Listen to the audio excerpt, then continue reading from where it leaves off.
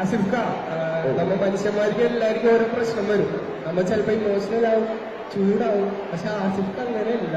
എല്ലാ പ്രശ്നത്തിലും ഒരു ചെറിയൊരു ചിരി അത് പറഞ്ഞു, അടുത്ത കുട്ടികളൊന്ന് പറഞ്ഞു കൊടുക്കുക എല്ലാ പ്രശ്നവും. അത് ഞാൻ ദേഷ്യപ്പെടുന്നത് നിങ്ങൾ കാണാത്തതുകൊണ്ടാണ്. ഞാനും ദേഷ്യപ്പെടുന്ന സങ്കടപ്പെടുന്ന ഒരാള് തന്നെയാണ്. എല്ലാവർക്കും ഉണ്ടാകുന്ന പോലെയുള്ള പ്രശ്നങ്ങൾ എനിക്കും ഉണ്ടാവാറുണ്ട്. അത് പക്ഷെ പ്രകടിപ്പിക്കാൻ അങ്ങനെ പബ്ലിക് ആക്കാറില്ല. എന്റെ പ്രശ്നങ്ങളും എന്റെ വിഷമങ്ങളും എന്റേതാണ്. അത് ഞാൻ പുറത്ത് കാണിക്കാറില്ല. പിന്നെ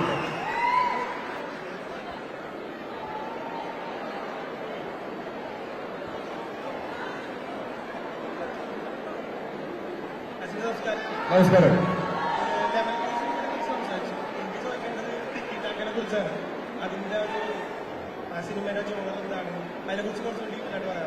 ടിക്കി ടാക്ക സിനിമ ഷൂട്ടിങ്ങിന്റെ ഇടയിൽ എനിക്കൊരു ആക്സിഡന്റ് പറ്റി. എന്റെ ലെഫ്റ്റ് നീ ലിഗമെന്റ്സ് എല്ലാം പൊട്ടിപ്പോയി. അപ്പൊ അത് കഴിഞ്ഞൊരു ഓൾമോസ്റ്റ് 3 months ഞാൻ ബെഡിഡനായിരുന്നു. ഇപ്പൊ ഫിസിയോതെറാപ്പി എല്ലാം നടക്കുന്നു. അതിനൊരു കംപ്ലീറ്റ് റിക്കവറി പറയുന്നത് 8 months to 1 year ആണ്. അപ്പൊ അത് കഴിയുമ്പോഴേ ആക്ഷൻ സീക്വൻസസ് ഒക്കെ ചെയ്യാൻ പറ്റുള്ളൂ. അത് കഴിഞ്ഞിട്ട് ഉടനെ ചെയ്യും.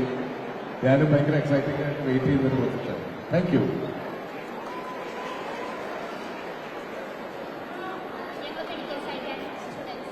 ഓക്കെ,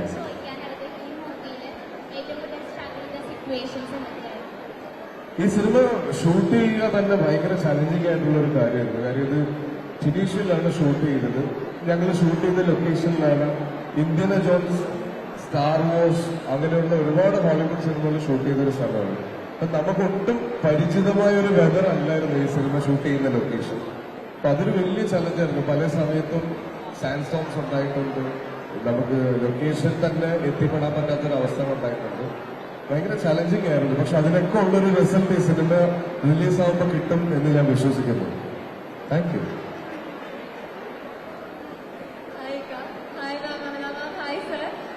ഞാൻ വളരെ എക്സൈറ്റഡ് ആണ്. കളക്ടർ നിൽക്കുമ്പോൾ എനിക്ക് തന്നെ വിശ്വസിക്കാൻ പോലും പറ്റുന്നില്ല.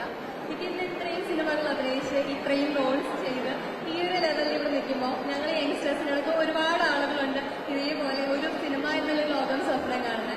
അവരോട് ഇങ്ങനെ കൊടുക്കാനുള്ള ഒരു നല്ല ചോദ്യമാണ്. ഞാൻ ഇന്ന് പറയാൻ ആഗ്രഹിച്ചൊരു ചോദ്യമാണ്. സാധാരണ എന്റെ കോളേജിൽ ഇങ്ങനെ ഒരു ഇവന്റ് നടക്കുമ്പോൾ ഞാൻ നിൽക്കുന്നത് ഈ ഏറ്റവും പുറകില് ഇതിന്റെ മുകളിലൊക്കെയാണ്. അവിടെയാണ് നിന്നുകൊണ്ടിരുന്നത്.